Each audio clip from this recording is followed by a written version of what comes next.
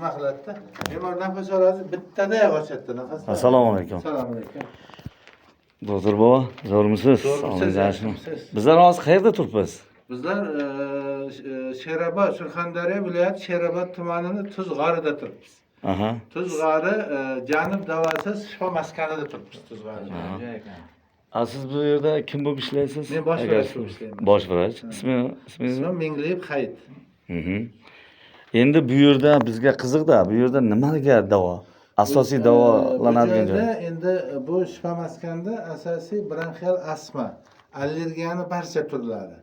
Burun, ko'z, quloq, tomoqda barcha allergik kasalliklari, polinoz, bronxial astma kasalligi, bo'qak kasalligi, nerv sistemasi kasalligi, yurak qon tomir, sahar, bo'qak kasalliklari, oyoq og'riq, bel og'riq kasalliklari yotib davolanadi.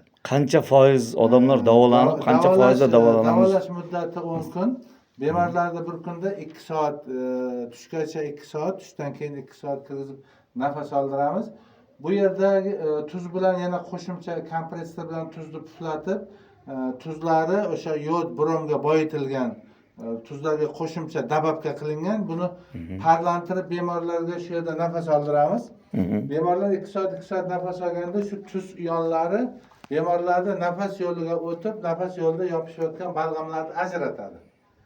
Eritib, lizis qilib, ajratib tozalaydi. Ya'ni shunisi bilan foyda qiladi. Davolash muddati 10 kun.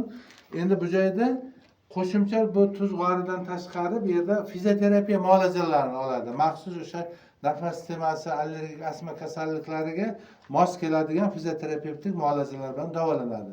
Shu yerda o'zida qo'shimcha laboratoriya qilib, kasalliklarning sababini aniqlab, o'sha sababiga qarab shu yerda qo'shimcha muolajalar yana olib boriladi. Rahmat. Davolash. Rahmat.